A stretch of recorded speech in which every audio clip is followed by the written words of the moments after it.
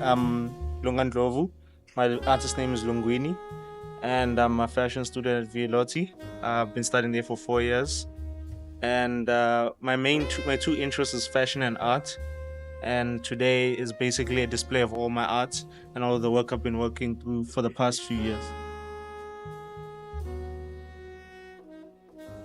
So at first, like I was drawing, and my mom started realizing that I actually can draw. And I really didn't think too much about it. I was like, okay, I can draw, but there's people that draw better. You know what I mean? So I was drawing, and for some reason throughout high school, I was like starting to see these paintings, and I was like, these people don't actually put that much work into it. I can actually do more. So I gave it a try. But I started with digital art because I didn't have money for supplies. No, I had no allowance, so I had to just do my things on the phone, and I had to ask my father to print them out for me. So that's how I started with art. Started with digital art, and then I started with painting on paper.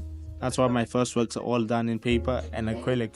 Acrylic is a very good paint medium to use when you're beginning art because it dries very fast. It's washable sometimes if you're very careful with it. Today's exhibition is brought to you by me and Natasha. We collaborated so we can have this afternoon where everyone can come in and look at the art and see what we've been working throughout the years. And people that enjoy the work will look at the work, and some of them would buy. So that's what today is for. It's for everyone just to come in and enjoy.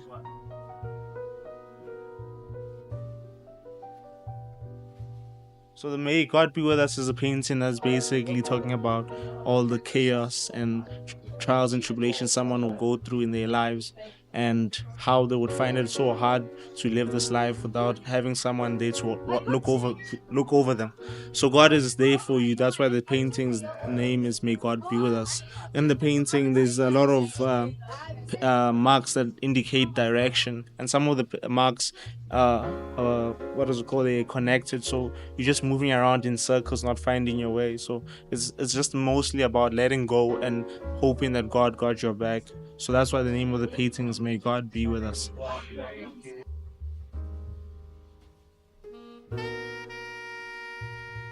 The Dead Monk, right, is part of a series called The Masters of Thought. The Masters of Thought are people that were living throughout history and had certain professions where they had to put in a large sum of work, but at the end of the day, they were not recognized for that work, unfortunately. But after what they died and people discovered their work, they will later found out that these people were geniuses, and they've been ahead of time, ahead of everyone else in terms of thinking. That's why they're the masters of thought.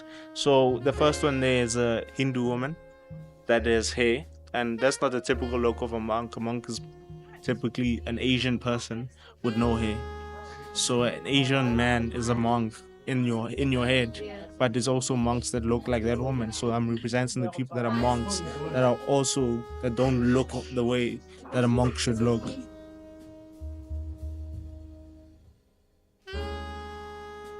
Vision One is another abstract painting. It plays on the revelation. So in Revelation, there's an apocalypse happening. So in the painting, it looks like a very apocalyptic painting where there's comets, the moon is red. There's just a lot of disaster and everything. So that's what the Vision One is. It's basically a prophetic dream, and it's basically displayed through abstract work. So instead of it being very um, literal, I went the route of abstract because it makes people think more, and it gives people some space to think of what they think of the work, instead of me telling you what you should think of the work.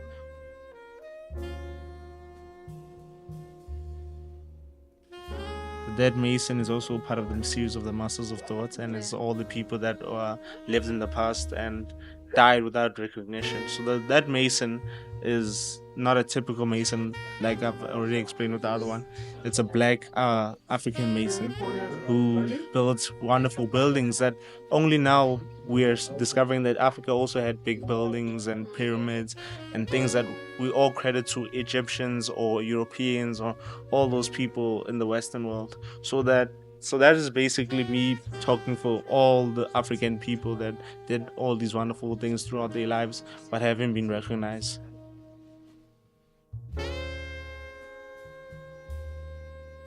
Moses, Prince of Egypt, is my biggest work to date in the series, and it's basically a story of Moses, the young Moses. In the picture, there's a young Moses, and he just left Egypt because he ran away and he's feeling lost, but God has a purpose for him that he may go back to Egypt and rescue all the Israelites and basically be their leader and lead them out of Egypt.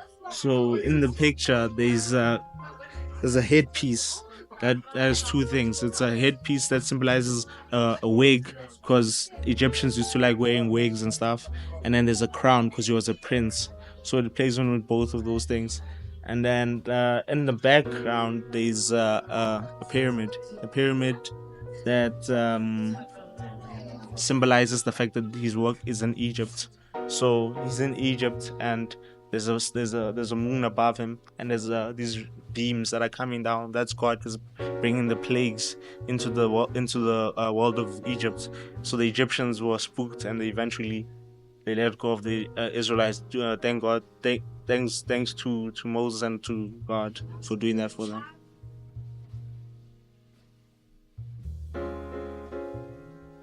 The Dead Playwright is also one of my paintings. It's a Muslim woman who lived back in the ancient times that was recognized by the Arabic world for all her playwriting skills and all that, her genius work and how she made things seem so magical.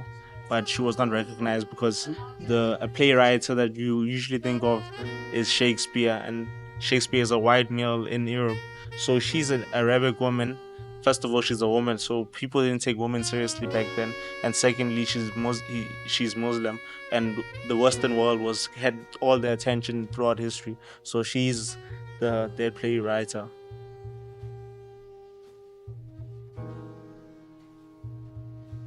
The Dead King is also part of this series of the Masters of Thought. I can't really say too much about the Dead King because it's a more vague term. It talks about all the kings throughout history that were great leaders and led their people to great things. And unfortunately, because they were not written down in the history books, then no one knows about them. So there were kings that led their people and grew their people and loved their people, and he's basically the embodiment of that.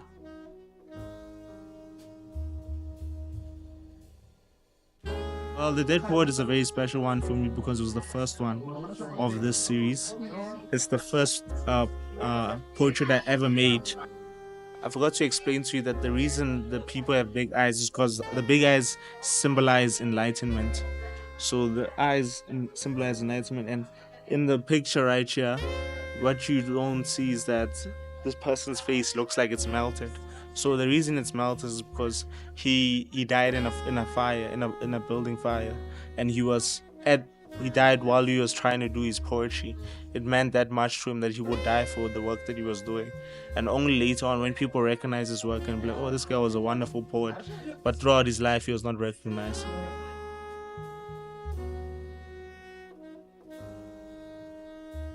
Dead scientist is also basically just like the other ones. Basically, it's just a scientist that has made scientific discoveries and did so much for the world of science, and at the time was ridiculed by everyone around him. Everyone thought he was an idiot, everyone thought he was a maniac, but he was actually ahead of his time, and only later on people discovered that actually this guy had some good points, and he actually contributed to all the things we know right now. So he's also a person that I wanted to depict through his paintings.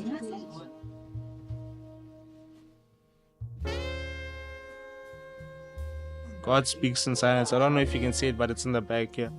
God speaks in silence is basically just like May God Be With Us is a series of God basically talking to us. God Speaks in Silence is both literal and and symbolic of the the things that happen throughout life that people don't understand.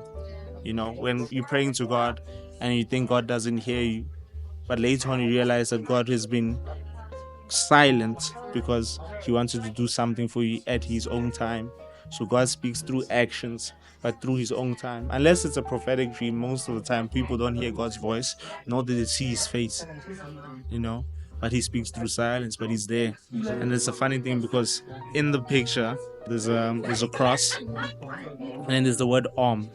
The word Om ties back with the Christianity because people always think these religions are very different from each other, but some of them share common things. Like in Hinduism, the God created the world through the word Om. He said the word Om and the world vibrated and the world became created. The same way in Christianity, in Genesis, God created the world through his word. So it just speaks to the fact that it's ironic that we say God speaks in silence, but at the end of the day, he made the whole world through his word.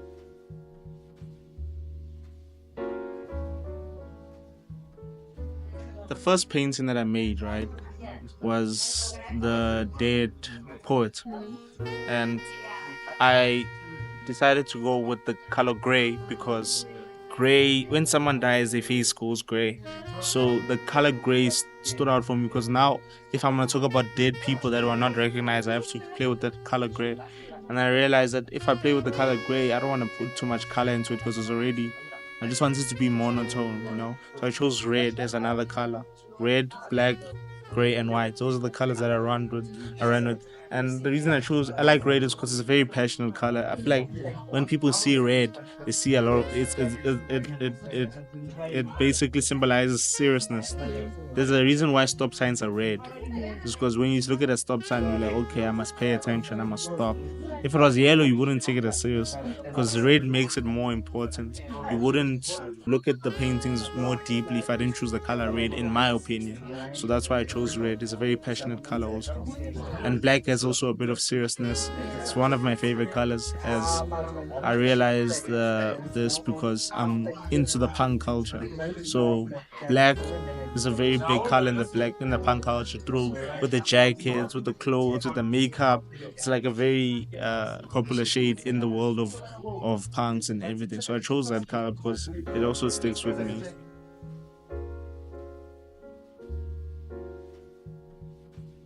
What inspires me? Going back to the fact that I'm a punk, is that people like rules and people like to um, pass down what they've learned from other people. But the discoveries happen when you take your own path, you know? That's when you discover something. You can't discover something when you're playing it safe. So that's what inspires me.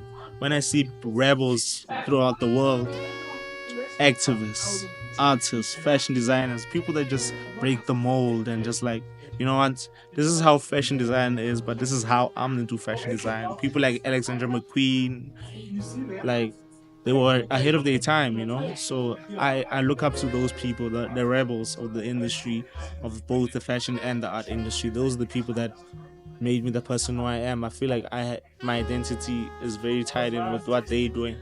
So yeah, that's the reason why I chose art, because I just thought that I could compete in this industry. I feel like I could be the best. I actually do think I'm the best, but I haven't proven it yet. You know, I think that's how people should look at it. It's like whatever you're doing, you're already the best at it, but you just haven't proven it. So now you just have to prove it. You get what I'm saying? So I know I'm the best, but I just have to show that I'm the best.